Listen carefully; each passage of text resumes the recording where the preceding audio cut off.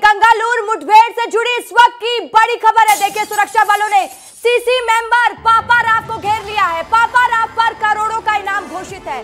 कुख्यात नक्सली को जवानों ने घेर लिया है। हार्डकोर नक्सली में पापा राव का नाम शामिल है। देखिए, बड़ी जानकारी, लगातार नक्सलवाद पर प्रहार जारी है।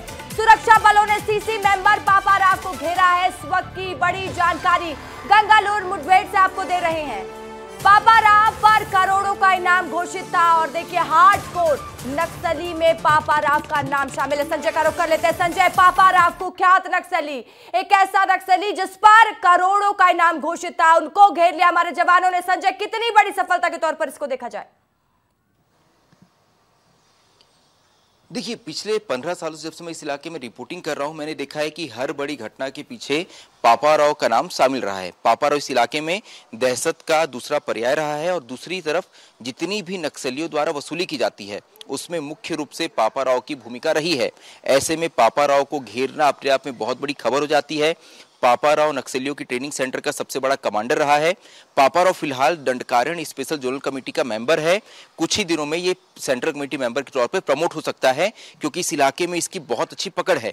इस इलाके में पापा राव को घेरने का मतलब ये है कि नक्सलियों की पूरी एक पीढ़ी जो है उसको खत्म करना, क्योंकि पापा राव खुद जितना खतरनाक है उससे भी खतरनाक ये है कि इसने अपने जैसे सैकड़ों नक्सलियों को ट्रेनिंग दी है। ऐसे में पापा राव बहुत ही खतरनाक हो जाता है और इसी का गुर्गा था दिनेश मोडियाम, जिसने कुछ दिनों पहले सरेंडर किया और उसे नक्सलियों का प्रोफेसर कहा जाता था।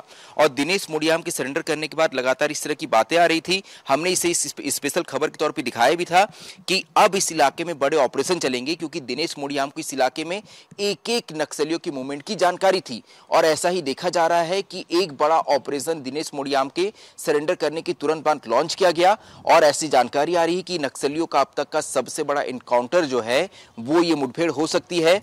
लगभग 18 नक्सलियों के मारे जाने की पुष्टि जो है पुलिस ने कर दी है, लेकिन जो सूत्र बता रहे हैं कि 25 से अधिक नक्सली इस इलाके में मारे गए हैं और ये संख्या और बढ़ सकती है, क्योंकि अभी भी रसिका ऑपरेशन जारी है। अभी भी लगभग 1200 से ज्यादा जवानों ने नक्सलियों को घेर रखा है और लगातार वो आगे बढ़ रहे हैं। इस इलाके तक रसिका 1 साल पहले तक फोर्स का पहुंच पाना लगभग नामुमकिन था।